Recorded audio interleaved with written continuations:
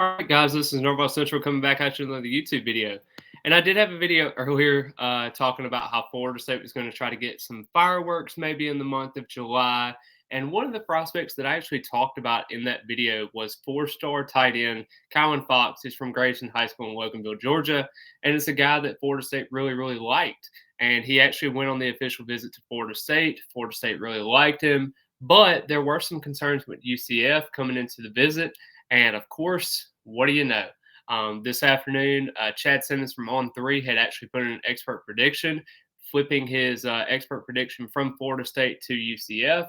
UCF has kind of gained a little bit more of an advantage. You talk about the exit meetings with various media members. Fox did not actually conduct any of those interviews. He left straight after the visit. You did see him in the all white uniforms. That does typically mean good news for Florida State. And also, I talked to Landon Thomas before the visit, and that was his main priority, was making sure Fox was making sure that he was taken care of. And it just looked like Florida State has kind of went in a different direction. Now, I don't want to speculate on anything recruiting wise. I don't want to say, oh man, well, we can forget him, kick rocks, everything like that, because I do think that this is a decision that him and also his loved ones have to make for themselves. End of the day, Florida State's already got a five-star tight end at this point.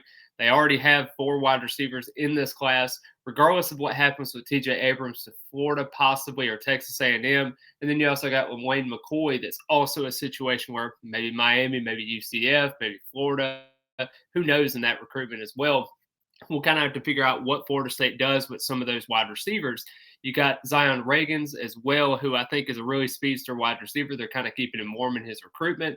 We'll see how that goes. James Madison, four-star wide receiver out of St. Thomas Aquinas. We'll see where that kind of leads to as well. I mean, will he choose Louisville? Will he choose Missouri? He's going to be deciding on July 4th as well. And then you also have JoJo Trader as well that you're trying to figure out what's going to go on with his recruitment. And I just think there's a lot of variables that's going on with everything with Florida State offensively. And as I've stated before, Florida State's got 11 commits so far in their 2024 class. They're ranked number 20. I know that's very, very low compared to what Florida State is supposed to have, especially considering they had a 10-win season last year. They're going to be really, really good in 2024 or 2023, excuse me. And I think that this can be a situation where Florida State can really take advantage. Problem is, they have to get some of these guys to commit. And I do think the staff has got to go ahead and step in, being able to get some of those guys in, like a Jonathan Daniels, who I think is a four-star or technically a five-star offensive lineman from On Three. There's just a lot of guys there that are going to be kind of factored into it. But definitely on the Fox situation, I don't really think, you can put too much into it as of right now. I do think that UCF is leading in this regard because I do think this is the team that really, really wants him. You talk about a Randy Pittman, who was a former tight end commit at one point to Florida State, flipped his services over to UCF, and I think they're really going to enjoy his services as well. And he's going to have a fantastic season with the Knights. And I just think there's a lot of variables that go into it.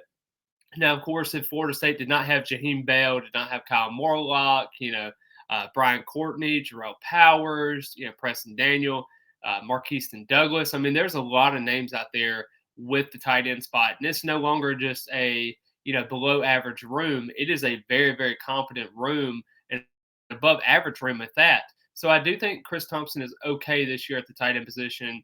And then kind of going into the next season, I do think they're also okay with Landon Thomas as well. It's not necessarily a priority right now for that. Now, is Kylan Fox a very, very talented tight end? Yes. I do think that is a weapon that Florida State can definitely use in their system.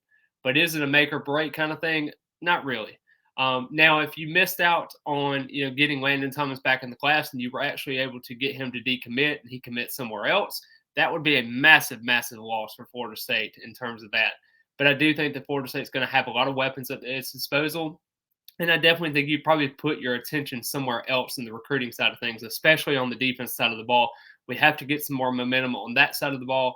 And I think Florida State's going to have to do a better job in that regard. But I do think that this situation is going to kind of blow over. It might get worse before it gets better in this situation. But I do think Florida State is going to be okay in this recruitment.